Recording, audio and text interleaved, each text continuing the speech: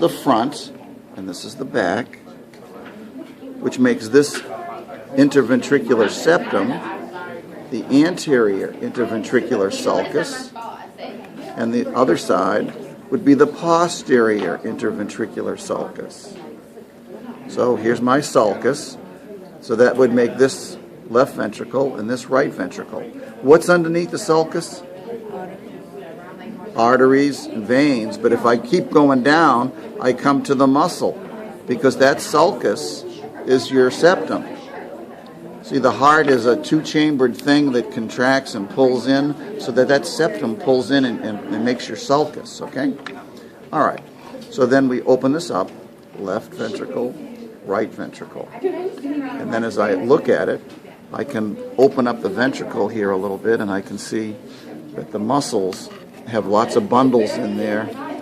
You know, they're kind of smooth. This must have been a sheep that didn't do a lot of exertion. All right, I can see some trabecular carne here, the roughened muscles, the rough surface in there. So underneath the endocardium here is the trabeculae carne muscle bundles in this powerful ventricle, okay? And these are my tendinous cords, my parachutes, all right? So they're called chordae tendini, or tendinous cords, and they're attached to a papillary muscle. And you can see how big that papillary muscle was here. See, that's papillary muscle holding the tendinous cords. And that the actual valve is this stuff here. This is the thing that closes. So that when this heart contracts, the valves close and the cords hold them so they don't rupture into the atria. So the first part of the heart is the lub. And the lub is when the ventricle builds up some pressure. These valves close. They're held in place by the cords. And then as the pressure builds up and up and up and up, then the blood goes out through this outflow tract here. And this is the aorta here. So let me show you. This is the aortic valve here. So this closes first. The blood rushes out. This is the aortic valve right here, and the blood goes into the aorta. Let's look at the right ventricle. The right ventricle is pulled up a little higher in the sheep, because remember, his heart's hanging down more vertical than ours, because he doesn't have a diaphragm there. So as I look at this, this would be the right ventricle. This would be the right atrium. This would be the left atrium. And this opens up nicely. You can see atrium here. This is some atrium up in here. You can see that it's smooth, but I can still see some little striations of muscle bundles here. And that's called the pectinate muscles. Pectinate muscles. Below it, I have a valve. So what valve would this be? This is the ventricle. This is the atrium. Exactly, the right AV valve. Some people would say tricuspid valve. But in the heat of battle, in the middle of a practical, sometimes you get your left and rights mixed up, especially when they give it to you like this. They always are playing with your head, with the left on this side and the right on this side. So then you'd say, well, that's the left AV valve because it's on the thickened side. Okay? All right. I don't make the test. All right. So basically, those are your parachutes. Those are your parachutes. And it holds onto the leaflets so that when the valve closes,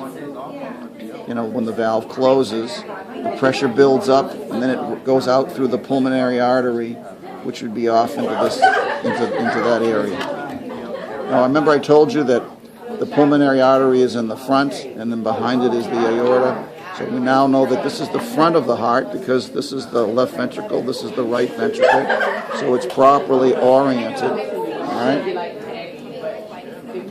So here's our pulmonary artery. It's our first one. It comes off at a little bit of an angle, and there's no way I can get down into that. All right? But the vessel behind it is the aorta. See how big it is? Very thick. Endothelium, but it's endocardium inside the heart. So if I take this and I go down through it like this, and I hold this thing carefully, you can see that it goes right down to the left ventricle. All right? So this is the valve. That's the valve. That's the aortic valve. Okay? And then behind the aorta are the other vessels, but they're too hard to be able to know what they are. And obviously, if they showed you, and if they showed you that this was entering into the atrium, then you'd know that it was the pulmonary vein. All right. So in other words, they'd say, well, what vessel is this coming into the heart? You say, what's the pulmonary vein? Because it empties into the atrium. All right. But they don't do that.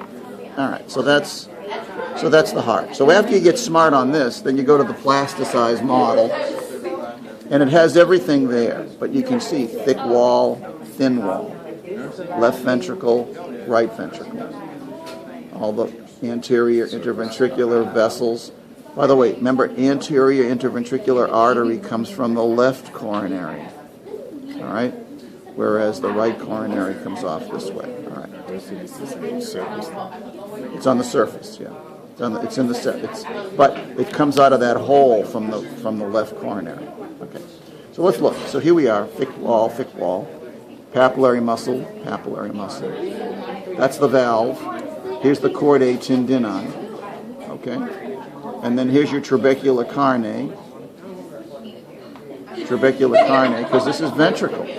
Whereas up here, unlike here, they've got a nice atrium, so you can look into the atrium and see the space of the atrium. And you can look in the pulmonary artery and see the pulmonary valve. Yeah, look at that. You can see the pulmonary valve perfect here. Blood pumps this way, it opens. Blood tries to return, it closes. Perfect valve, okay? And there's 3 cusps on it.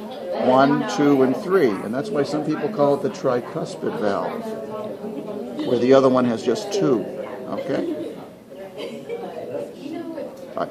Hold it, let me just take that back. I take it back. It has 3 cusps in it, but this is not the tricuspid valve. The tricuspid valve is another name for this valve here. But I'm just showing you that there's 3 leaflets to it, and that's your semilunar valve, okay? That's the semilunar valve. Erase what I said there, okay? Here's our aorta coming off with 2 openings, brachiocephalic, and this is our subclavian artery, okay? There's 2 in them. So that's what you do, okay?